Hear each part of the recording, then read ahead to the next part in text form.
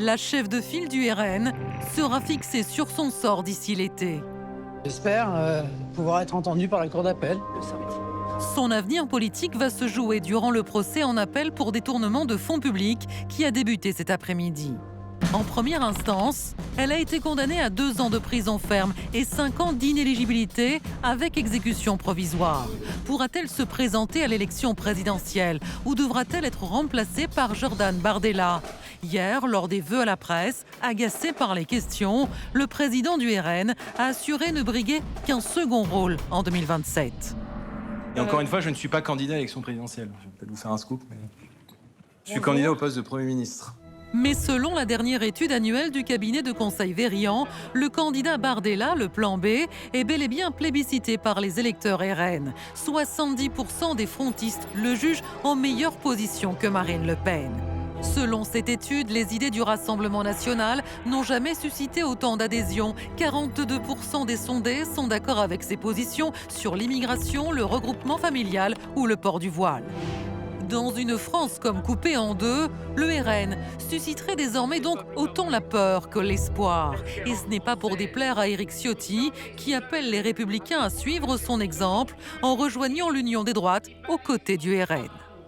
On m'a attaqué, on m'a accablé, on m'a agoni d'injures, mais beaucoup de gens me disent aujourd'hui tu as eu raison avant les autres. Vous savez, j'espère que d'autres vont venir.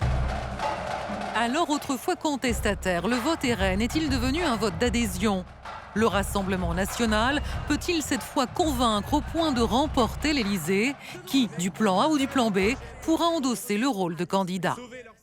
Nos 3 invités pour le débat, Eddy Vautrin du Maine, bonsoir, directeur d'études du cabinet Verian, spécialiste de l'état de l'opinion. Vous avez publié le 11 janvier dernier un baromètre image du Rassemblement national pour Le Monde, commandé par le quotidien Le Monde et l'Hémicycle. Et selon vous, le RN a longtemps suscité un vote motivé par la colère, mais aujourd'hui, il arrive à être crédible sur ses capacités à gouverner en parlant de sujets qui intéressent tous les Français. Et vous ajoutez, c'est un vote attrape-voix qui permet de s'adresser autant aux ouvriers qu'aux cadres. À côté de vous, Baptiste Roger-Lacan, historien, spécialiste des droites. Vous avez dirigé l'ouvrage collectif Nouvelle histoire de l'extrême droite, France 1780-2025, paru au Seuil. Selon vous, les électeurs du Rassemblement national ne se contentent pas de glisser un bulletin dans l'urne pour provoquer ou choquer le bourgeois, comme on disait. L'adhésion à un discours anti-européen et anti-musulman n'est pas nouvelle. Et à côté de vous, Aurore Malval, bonsoir, grand reporter au service politique de Marianne. Selon vous, l'écosystème médiatique promeut l'union des droites et met particulièrement en avant la candidature de Jordan Bardella. Le cordon sanitaire entre les LR et le RN n'existe plus. On assiste à un véritable alignement idéologique. Et on va démarrer le débat, Benjamin, avec le chiffre du jour. Il concerne directement Marine Le Pen. 39% des Français jugent qu'elle est capable de rassembler au-delà de son camp, selon votre étude, donc, Eddy Vautrin du Maine. C'est une forte chute. 11 points de moins par rapport à 2024. Son image, donc, elle avait soigneusement construite, s'est brutalement dégradée. Est-ce que vous diriez que c'est en raison principalement du procès et de sa condamnation en première instance ?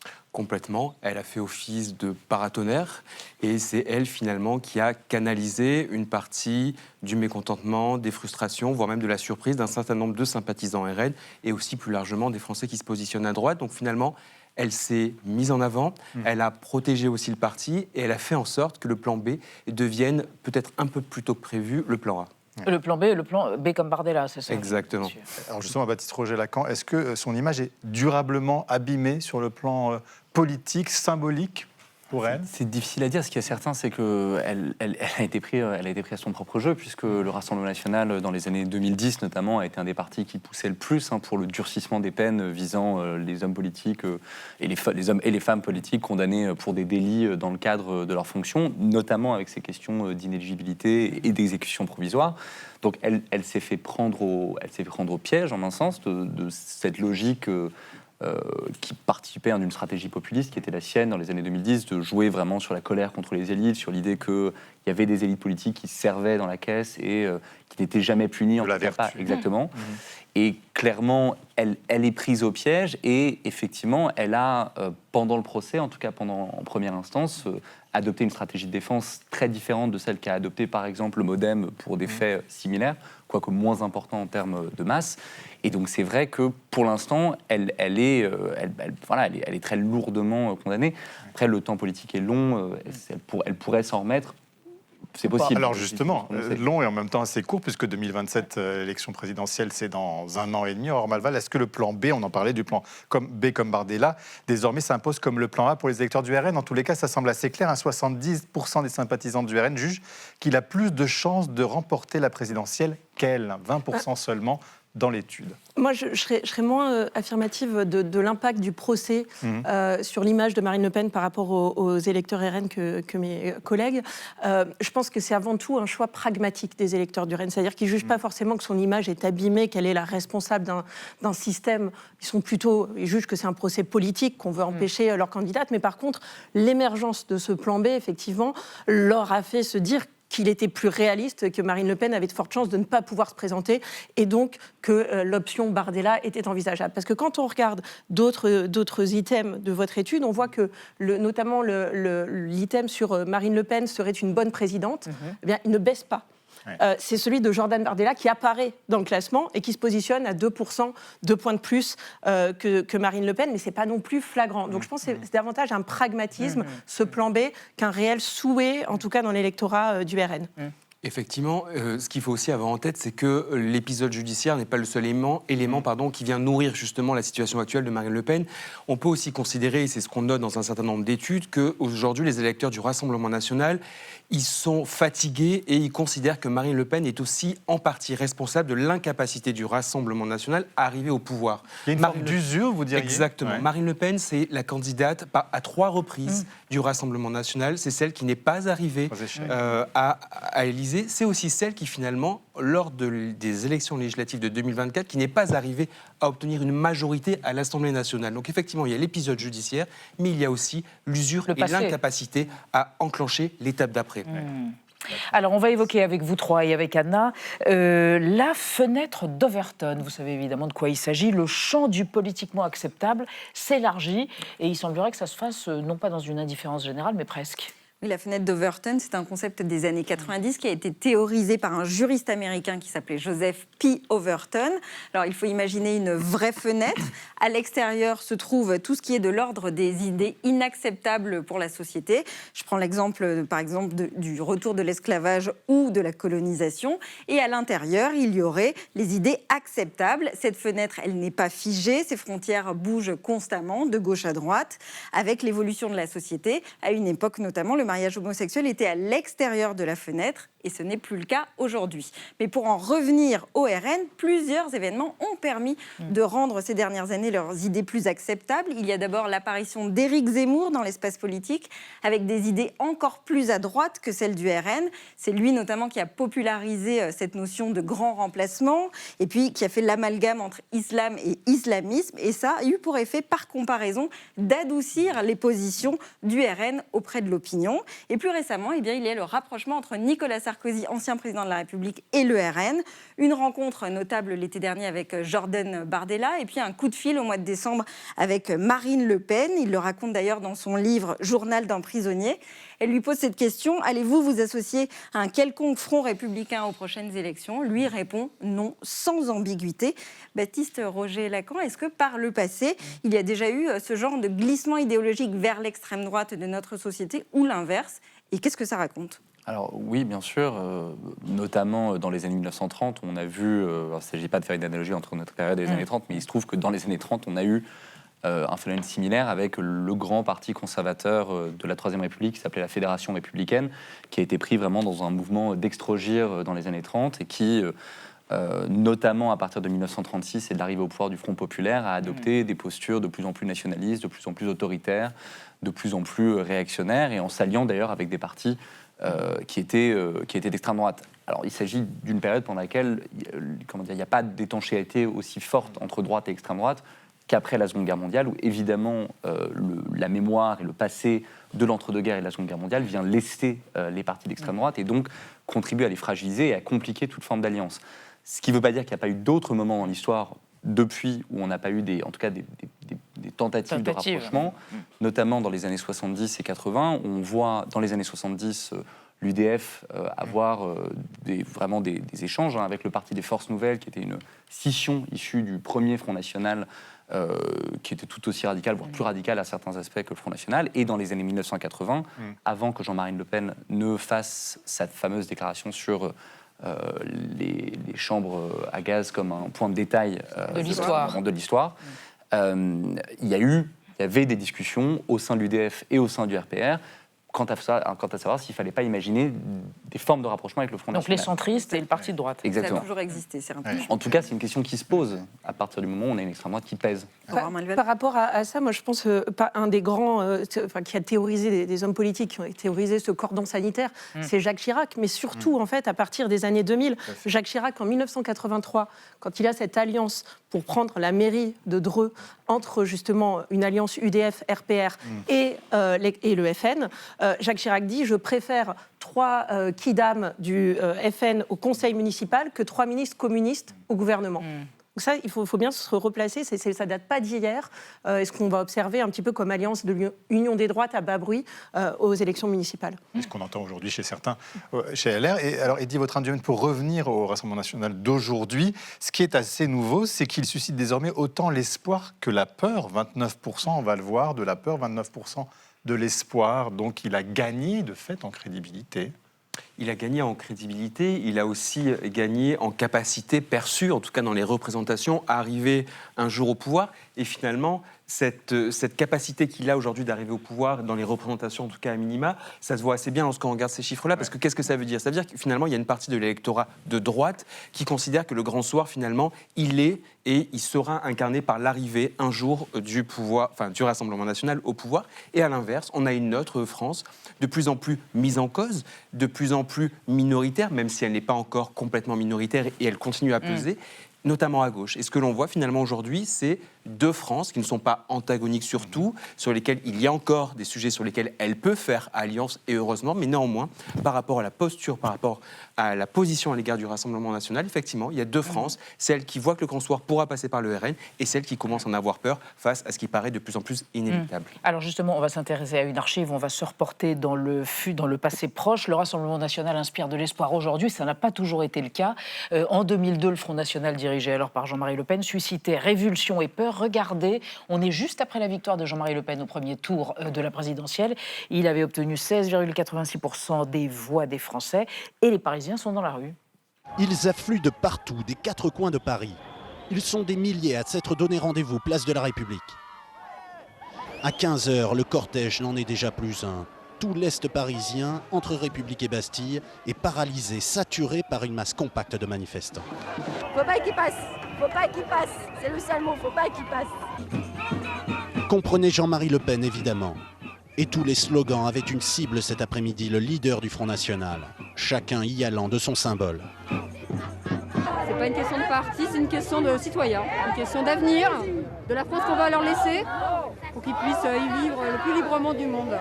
Alors, Malval, il y a eu des manifestations dans toute la France. Aujourd'hui, ça paraît très loin, parce que quand on voit là aussi un autre chiffre, le Rassemblement national n'est pas un danger pour la démocratie, pour 44% des Français. Et c'est une forte baisse, là aussi. Oui, effectivement, on voit que 70%, c'était en 2002, au lendemain de ça. Et d'ailleurs, c'est particulièrement dans l'électorat de droite que ce pourcentage s'est érodé. Même si, il y a un mouvement global, évidemment, mais à cette époque-là, il était absolument hors de question de faire des alliances. Et c'était même l'item, il faut combattre le Rassemblement national. Effectivement, au fil des années, ça a chuté. Je dirais que là, on peut interpréter de 2 façons cette courbe aussi. Je pense que plus le Rassemblement national se rapproche de l'éventualité de prendre le pouvoir, plus il fait peur quand même à une certaine partie à la gauche qui résiste, et par contre, moins il fait peur à ceux qui imaginent que le Rassemblement national sera capable même de rassembler au-delà de son camp. Baptiste Roger-Lacan, c'est un vote de solution, un vote d'adhésion qui est vu en tout cas par la droite dont vient de parler votre voisine. De plus en plus, alors d'une part parce que la droite de gouvernement s'est effondrée, c'est une des conséquences de l'arrivée d'Emmanuel Macron au pouvoir, c'est qu'en construisant cette coalition au centre, il a fait exploser, il a contribué à accélérer l'explosion de l'UMP, qui réunissait au moins deux tendances, c'est ce que montre assez bien Gilles Richard dans son Histoire des droits. D'un côté, une tendance nationale, conservatrice, un peu identitaire, et de l'autre côté, une tendance libérale européenne. Ces deux groupes-là se sont amalgamés en 2002 pour créer une machine à gagner des élections, ce qu'elle a été. L'UMP a été un parti ultra dominant dans le champ politique. Et puis, à partir de 2012, ils ont continué à gagner à l'échelle locale, mais à l'échelle nationale, le parti est allé de défaite en défaite, sans compter en plus des combats des chefs qui ont épuisé le parti. Emmanuel Macron a pris avec lui l'essentiel des libéraux européistes, et donc il a laissé un parti diminuer, complètement incapable d'exister à l'échelle nationale, ce qu'a démontré l'élection présidentielle de 2022.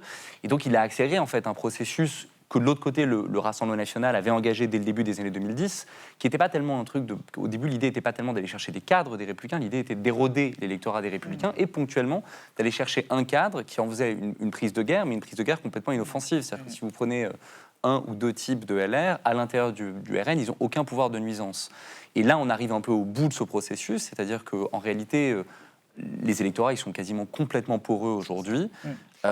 Les cadres des deux côtés résistent. D'un côté, parce que les cadres LR savent très bien qu'une alliance signifierait leur inféodation totale au RN, et du côté du RN, ils savent très bien que c'est pas du tout la même chose de faire rentrer tout d'un coup 45 députés, 130 sénateurs, des dizaines de maires de grandes villes, qui sont autant de gens qui prendront des places. Et c'est pour eux aussi sur les idées, Eddy Vautrin-Dumaine. Elles sont, les idées du RN, de plus en plus plébiscitées. On va le voir là aussi, 73% des Français pour la suspension des allocations familiales pour les délinquants récidivistes, 66% d'interdiction du voile islamique dans l'espace public, y compris pour certains à gauche, c'est-à-dire que le RN élargit son spectre quand même très largement, et ça c'est nouveau. Les idées du RN, en tout cas, élargissent le spectre, et c'est aussi ça, sans doute, qui nourrit le fait qu'il fait de moins en moins peur, notamment à droite. Ce qui est intéressant aussi vis-à-vis du Rassemblement national, c'est que ces thèmes-là, ça fait 25 ans qu'il en parle, le Rassemblement national. Et c'est aussi pour ça, aujourd'hui, que finalement, c'est le seul parti qui, pour une partie des Français, a une ligne politique qui est claire, qui est lisible et qui est compréhensible et qui permet de se projeter dans l'avenir. Qu'on peut résumer en deux mots, sécurité, immigration. Complètement. Et c'est aussi ça, la grande force par rapport à l'UMP aujourd'hui, les Républicains, c'est que finalement, à droite aujourd'hui, la clarté, la lisibilité et le parti politique qui permet d'avoir une dynamique et de se projeter dans l'avenir, c'est plus du tout les Républicains, c'est le Rassemblement national. Et Aurore Malval, sur le terrain, vous qui êtes grand reporter, on voit aussi des Français retraités qui maintenant veulent voter pour l'Assemblée nationale. Là, on a l'impression qu'il y a aussi un autre plafond de verre qui a sauté, c'est celui-ci, les CSP+, les retraités qui votent RN. Effectivement, c'était deux électorats qui étaient plutôt rétifs à ce vote, rétifs aux extrêmes, c'est ce qui revient souvent, et qui étaient vraiment des catégories des CSP trustées aussi par le centre élargi. C'est vraiment les électeurs d'Emmanuel Macron. Effectivement, on assiste à une radicalisation, aussi une polarisation de l'électorat qui fait aussi que mécaniquement, ces catégories-là sont plus enclines à prêter une oreille au discours du Rassemblement national et en même temps le Rassemblement national qui va vraiment les courtiser. C'est-à-dire qu'à la fois, qu'il y a toujours eu une politique des discours en faveur des petites entreprises, des petits entrepreneurs, mais qui aujourd'hui essaie de crédibiliser justement son discours pour les plus grands, vraiment à destination des entrepreneurs, des chefs d'entreprise, des retraités qu'elle défend. Et on voit que ça fonctionne un petit peu dans tout le territoire, d'ailleurs. Et donc ça veut dire que Bardella rassure ses patrons aujourd'hui ? Alors, il rassure, mais pas sur les points, justement, pour nuancer ce que vous voulez dire. Il y a peut-être deux sujets sur lesquels la campagne électorale, et heureusement, elle aura un effet sans doute aussi sur cette Elle va solidité. pondérer. Elle va pondérer, et puis elle va aussi permettre à un certain nombre de sympathisants de droite de se positionner. C'est la question de la voix de la France et de la France à l'international dans le contexte que l'on connaît. Il y a quand même malgré tout encore des doutes chez une partie de l'électorat LR sur la capacité qu'aura un président ou une présidente de la République à avoir cette fonction-là. Deuxième sujet, c'est la question malgré tout des finances publiques et de la dette, avec aussi pour une partie de l'électorat LR, notamment les plus seniors, les plus CSP+, des interrogations, en tout cas à minima des doutes sur la capacité qu'aura le RN à régler cette question-là, mais surtout les sujets, notamment le régalien, effectivement pour le coup, la porosité et la transition, elle a déjà eu lieu. Vous disiez quand même tout à l'heure que la ligne, elle était claire. En revanche, sur les idées et sur le programme, c'est quand même assez flou à ce jour. Complètement, et c'est pour ça que la campagne électorale sera capitale. Il y a des ambiguïtés sur le programme économique, il y a des ambiguïtés sur le rapport au libéralisme, sur le rapport à l'État, et de fait, la campagne électorale, en tout cas, il le faut aussi pour la démocratie et son bon fonctionnement, elle devra apporter des éléments de réponse qui permettent aux citoyens, et pas seulement les Français de droite, de se positionner par rapport à une ligne qui aurait été tous les claire. partis, c'est flou actuellement, parce qu'on n'a pas beaucoup de Exactement. programmes sur la table non plus. Alors certains estiment que l'élection de Marine Le Pen ou Jordan Bardella en 2027 est écrite. Ce n'est pas le cas, bien sûr, de Raphaël Glucksmann, député européen Place Publique. On l'écoute. que ce soit Marine Le Pen ou Jordan Bardella, nous assumerons le combat politique contre le Rassemblement national en 2027. Et ce qui m'inquiète, c'est pas tant la force du Rassemblement national que cette tendance que je vois à l'œuvre absolument partout, et en particulier parmi les élites françaises, cette tendance à la résignation, comme si désormais l'arrivée au pouvoir de l'extrême droite était devenue inéluctable. Eh bien non, moi je n'y résoudrai pas, nous ne nous y résoudrons pas. Baptiste Roger-Lacan, cette idée de résignation pour voir les nouvelles aussi ou pas, où on la rencontre à d'autres moments de l'histoire de l'extrême droite face à d'autres partis? Alors on voit d'autres moments de l'histoire où des programmes d'extrême droite, en tout cas l'idée de travailler avec l'extrême droite apparaît comme préférable à une partie des élites, notamment économiques, plutôt que de l'aventurisme à gauche. C'est souvent quand même quand la gauche tout d'un coup apparaît trop radicale, il y a une partie des élites économiques du monde des affaires qui se tournent vers l'extrême droite, souvent en imaginant des formes d'union avec des forces plus traditionnelles pour par exemple. Exactement. Donc voilà, après je pense qu'il y a aussi une autre singularité qui est propre pour le coup au champ politique européen, c'est qu'il y a le cas de Giorgia Meloni qui en Italie, qui en France est, je pense, présenté de manière très indulgente par une partie des médias. Je pense que le double discours de Giorgia Meloni, qui parle couramment 3 langues, 4 en fait, romain, italien, français et anglais, et que je pense que les élites françaises écoutent beaucoup ce qu'elle dit à Bruxelles, pas du tout ce qu'elle dit en Italie, elles ne se rendent pas compte de la radicalité en fait du gouvernement italien actuel. Bon, alors, quand même, pour pondérer tout cela, il faut dire qu'on n'a pas le casting de 2027, donc pour l'instant on se focus beaucoup sur ceux qui sont en lice, éventuellement Jordan Bardella ou Marine Le Pen. Exactement. Et d'ailleurs, je pense que c'est très intéressant parce que quand on voit ce qui est à l'œuvre à droite, il pourrait tout à fait y avoir une recomposition de ces droites avec finalement un centre de gravité qui passerait. Aujourd'hui, on est beaucoup sur les questions identitaires et sociétales. On a de gros débats avec toute la question du budget, de la protection, etc. On pourrait basculer sur quelque chose de plus